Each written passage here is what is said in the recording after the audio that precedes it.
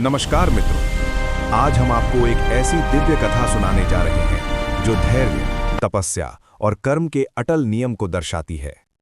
कृपया कथा को अंत तक सुनें और यदि पसंद आए तो वीडियो को लाइक व शेयर अवश्य करें। सूर्यलोक की एक व्यथा। आकाशमंडल में विराजमान भगवान सूर्य अपने तेज और प्रकाश से समस्त लोकों को आलोकित करते थे।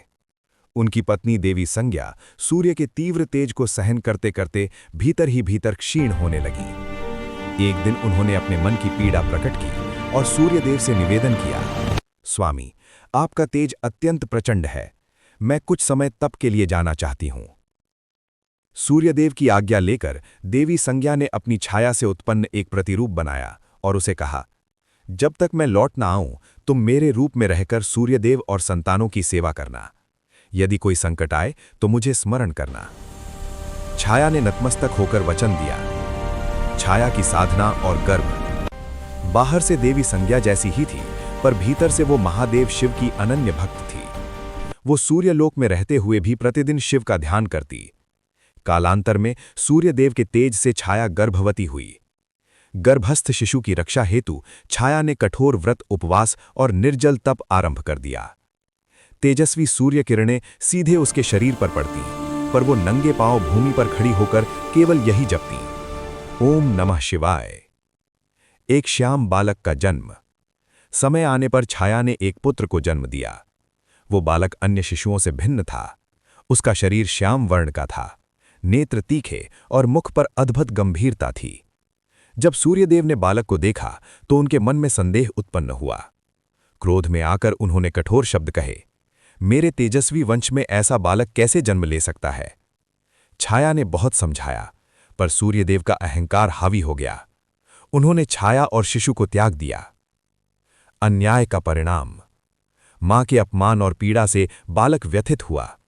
उसकी दृष्टि अनजाने में सूर्यदेव पर पड़ी।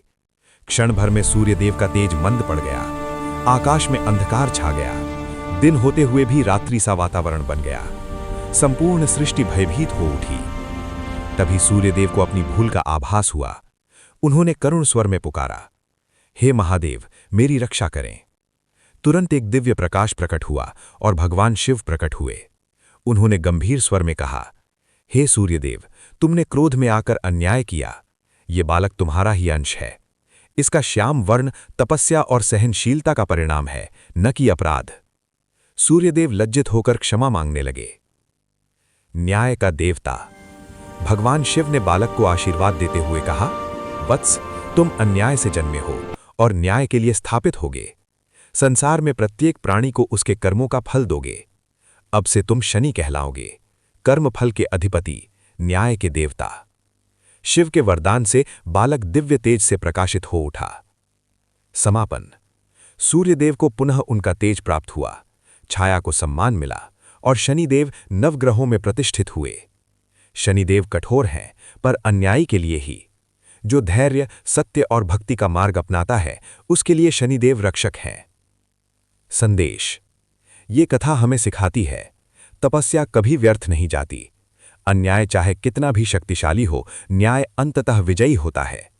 कर्म का फल अटल है। तो मित्रों, यदि आपको ये कथा पसंद आई हो तो वीडियो को लाइक करें, कमेंट में लिखें जय शनिदेव और नए हो तो चैनल को सब्सक्राइब करें। बोलो जय शनिदेव। हर हर महादेव।